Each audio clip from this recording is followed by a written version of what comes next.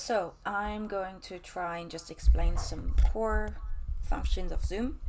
There are so many more, but just so you know. So the easiest thing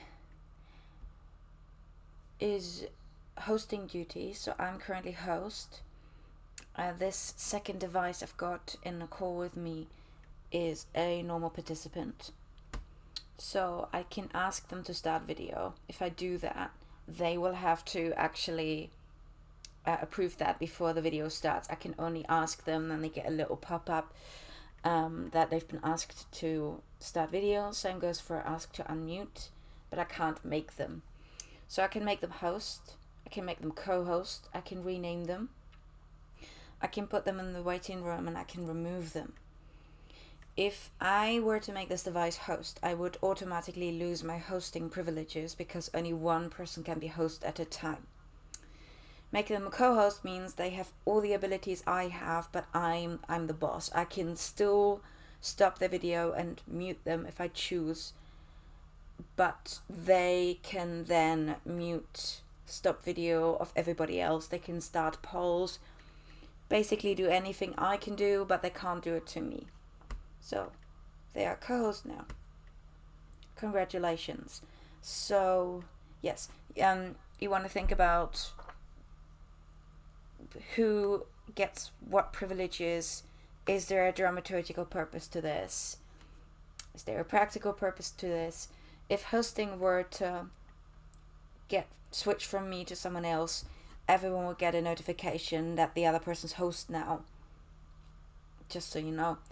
So, as I said, I'm currently in the same call with two devices. There's a couple of things you need to think about there. On one hand, you can get several angles.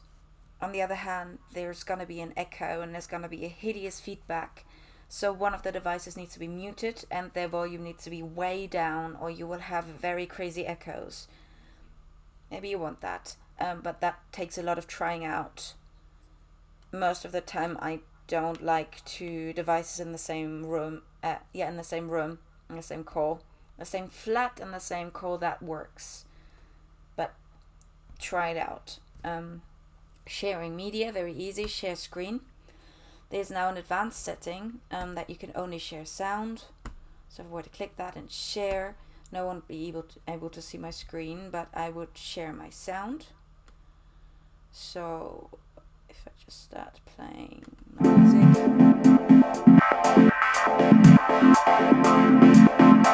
that would then be heard without any weird echoes, as if the call itself is streaming that. I would never play music through the speakers into the call because there's gonna be quite horrific feedbacks.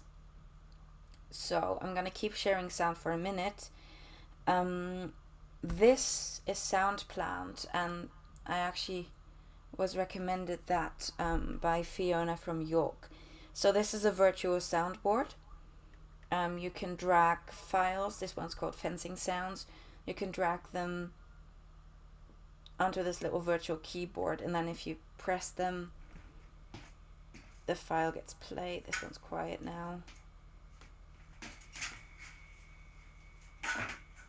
Yes, and I can kill it as well. Now I've killed it.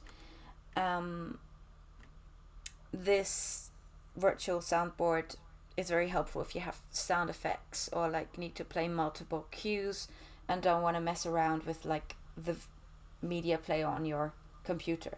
So SoundPlant is a free program. Can recommend it for this. I think QLab should be working on anyone who's got an Apple product. Yes. Now another function is the chat, which is here. As host, I can message anyone like in the big chat or privately without any problems. But I can also decide who my participants want to talk to or can talk to. So you could disable the chat entirely if people are too noisy. You can let them only talk to you. Can let them only talk in the big chat, or they can talk to each other or the big chat. Up to you, whatever serves your needs. it's possible. Now on Zoom calls, only one person can be making noises. That's an important thing to know. So it will kind of mute everyone who's going at the same time and only let through the loudest voice or noises. So you can't really do any choral speaking. You can't do you can't bang on the table while your partner's delivering a monologue or something, because the bang will come through and the person will be cut off. That's something to be aware of and think about whilst rehearsing. There's lots more functions. I would encourage you to just click buttons and try out. In terms of live transcript, you can ask, so if you assign someone, they will get a notification whether or not they want it.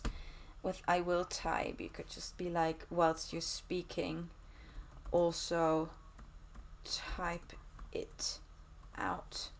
And you can't see it right now, but this would appear in real time to people being also on the call. I will show you the good time I had with my friend Jason trying out how accurate the subtitles are if they're auto-generated. Hope you enjoy that. I think it hates mine. We can't both speak at the same time. Okay, let me go first before you go with your dirty shit. Nothing dirty about saying third leg. Go on. Ludwig Jurisch. Wow, that was bad. Now, you can make breakout rooms. That's also so you can just throw people into rooms. You can let them choose themselves, so that offers a lot of scope. You can launch polls as well.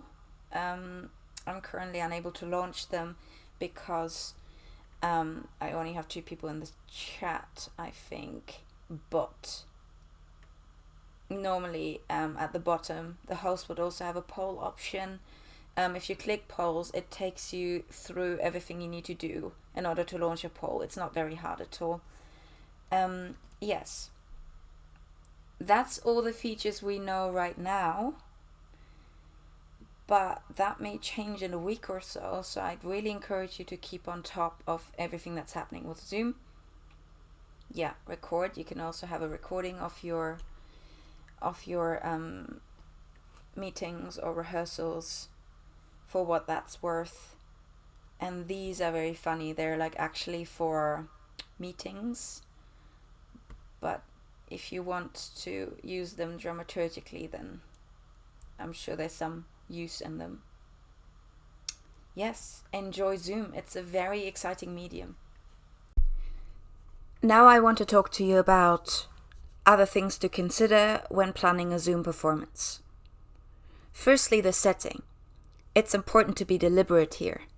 Most Zoom projects are struggling to be engaging for an audience because it's unclear where the actors are, or why they're talking to a camera, or what's going on. So decide what space and world is this set in. Are the actors in a physical space or a virtual space or somewhere all together? So, for instance, in EEL, we decided that the humans would be in a physical space on a Zoom call and the AIs were existing within that space. And then think about what are the rules for this space. In our case, we decided that since the AIs existed in this virtual space, all the Zoom commands were their reality, and also leaving the call would be the equivalent to death. Next, we should talk about the audience. Zoom is vastly different from most live theatre because, while it's quite remote, it's also much closer and more personal. It can feel as if the performer is giving their entire attention to any one audience member holding a device. You need to make decisions about who the audience are, why they are watching you, and what your relationship is to them. Are they just onlookers? Are they participants? what role do they play? How do you address that relationship you have with the audience? And how do you address the fact that they are virtually present but not physically? Or how can you make it seem as if they are physically present? And how do all these decisions relate to the text? In terms of audience participation, you don't need to be working with the audience in the way we did, but Zoom is certainly perfect for this, as it is an online communication tool. The audience can feel safe in their own space and still be part of your play. Here are some considerations. Firstly, think about what you want to achieve. What do you want the audience to feel? What's meant to come across? And what does your play call for? So are you trying to create a communal experience in a time of a widespread isolation? Is it about empowerment, agency? Are you trying to get the audience creatively involved? So what is actually your goal for the audience? And next, I want to introduce the term low threshold engagement. It's important to give people the opportunity to perform without the pressure to do so. And even more importantly, the first few steps of engagement should not even be too performative, but simple actions that anyone could do. Only use positive reinforcement and only acknowledge those who want to play. So don't shame anyone who doesn't want to play. You can increase the difficulty and intensity of your instructions carefully to give people a chance to warm up. Polls, for instance, are a very easy way, very low threshold way to participate for an audience member. Whereas asking them to speak, for instance, would be extremely high threshold that you really need to warm the audience up to do. Imagine if your parents or your family was in that performance. Would they be comfortable as non-theatre people? Another way to reduce the distance and create a shared experience would be to ask the audience to wear similar clothes. In EEL, we asked everyone to show up in black, or ask them to prepare something, or go to a specific room in their house. You could also make them draw something together or make something together during the show. Overall, make sure to create an atmosphere that makes people want to participate. This could also be achieved by waking up a competitive side in your audience. For instance, you might even want to spotlight audience members that are following instructions most originally and seem to have fun ideas, but it does make people feel seen. Just do make sure that no one gets spotlit who clearly isn't trying to engage. So make sure you get a good sense of who wants to play and who doesn't. Watch them in gallery view. No one should feel pressured to do anything, and no one should feel like they're put on the spot. So we need to talk about how this theatre is a form-dictated medium. That's different from the way we usually make theatre. Normally, the content dictates the form. Here it's kind of the other way around, because the form is Zoom and our content needs to fit that. So interrogate any dramaturgical implications of your technical choices. Are you just using Zoom features as cool gimmicks, or do they serve your text? From our experience, I can tell you will have to kill many darlings, many things that look cool, but they're just not adding anything dramaturgically.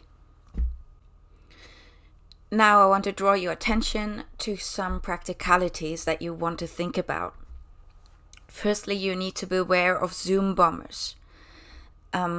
They were part of our risk assessment. I suggest that you make them part of your risk assessment too. So make sure your call is password protected and make sure only your audience has the link. You do not want someone to ruin your performance or even stream distressing or illegal content through your call. This has happened before, not to us, but it does happen, so be careful. In our performance, we even had an usher that had co-hosting privileges. That means you could mute and hide and boot any audience member that was endangering our performance. Also, always check for new Zoom updates and see what they add and see if you want to use that. If you do want to make use of any feature they've added, make sure that your audience is also running that version of Zoom. Worst case scenario, if they're running an old version, then the feature you've been rehearsing with might be disabled for the performance, or they might not be able to see it the way you intended it. So that's actually quite important. Make sure you're all running this same Zoom, basically. And this should go without saying, but it does happen all the time. Mute other tabs, or the whole audience will hear when you've been messaged on Facebook or WhatsApp. Close those tabs if you don't need them, but we were actually communicating via WhatsApp during the performances, so I did have that open, but it has to be muted. And lastly, you will need contingencies in case things go wrong. So there could be a fire alarm in your building, your Wi-Fi could break down, computer can crash, and so on. You need to have talked about what happens if anyone drops out of the call or any of that happens. Performing on our own devices, in our own space. That means that we are tethered now to factors that normally we don't need to worry about. But now we do need to think about these things.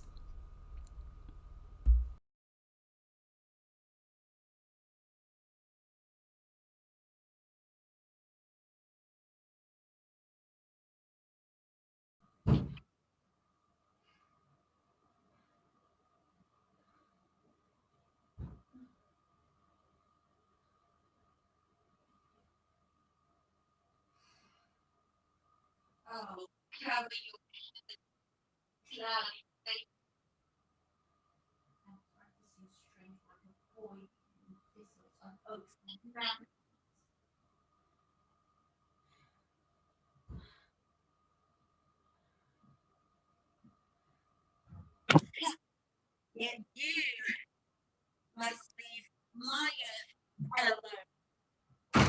And my hut you didn't build. And my hearth, whose fire you envy me. I know nothing more paltry beneath the sun than you, gods. Meagerly you nourish your majesty on levy prayers and offerings, and would starve. We're not children and beggars, optimistic fools.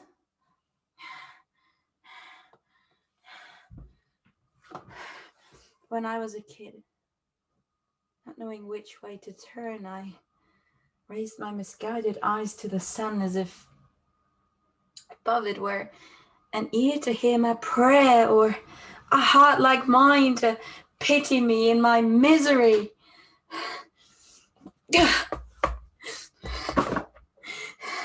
Who saved me from the Titan's insolence and from death and slavery? Did you not accomplish all this yourself, sacred, glowing heart? And did you not, alone, misguided, naive, glow with gratitude to that slumber in the sky? I honor you. Why? Did you ever dry my tears when I was terrified? Did you ever lift the burden of loneliness off my shoulders? Was I not forced into manhood by all-powerful time and everlasting fate? Huh?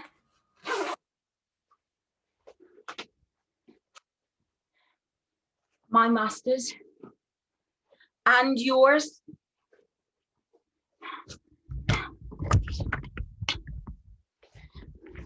Did you suppose I should flee into the wilderness because not all blossoming dreams bore fruit?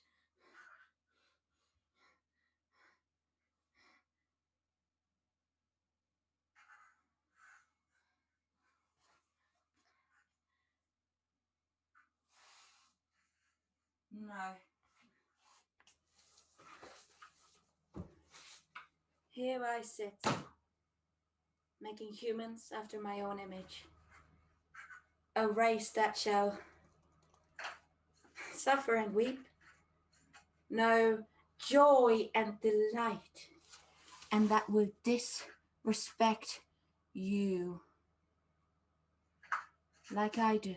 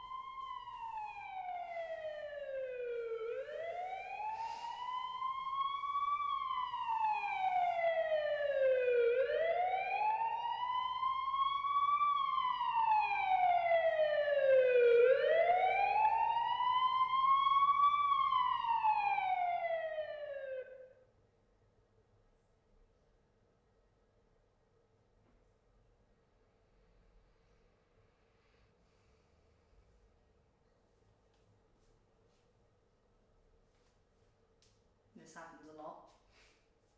The ambulances. That's what you get if you live across the way from an old folks' home. Sorry, what are you supposed to call them now? Retirement complexes? Care homes? The insinuation, of course, being that in lieu of the octogenarians' family members doing it, somebody in that building will care.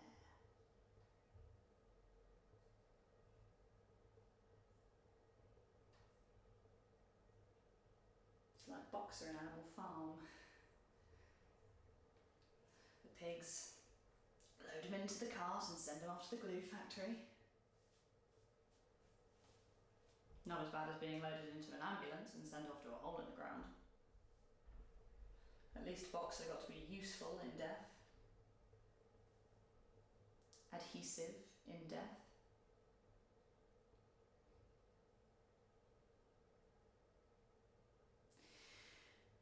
We don't recycle our dead into anything meaningful.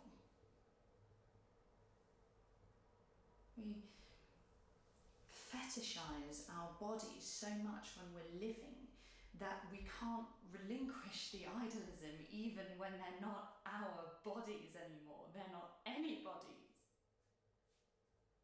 bodies. And then the self-worship continues. Well, not even continues, because we're not here to continue it. We pass it on, hand it over to the same people who left us to be manhandled by the paramedics into a body bag.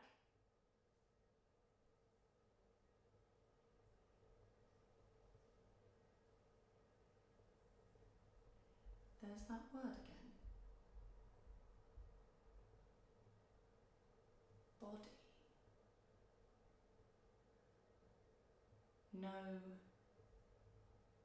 body. Any body. Some body.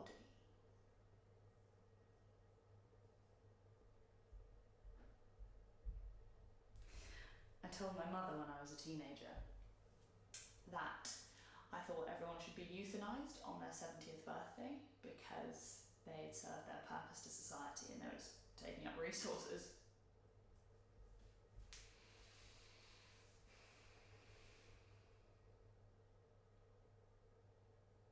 She called me a eugenicist.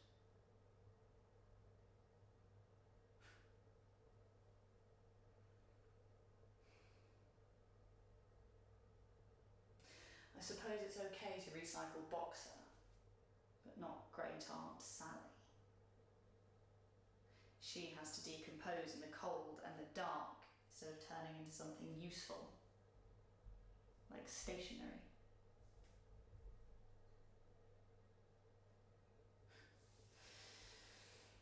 Joke's on Sal, though.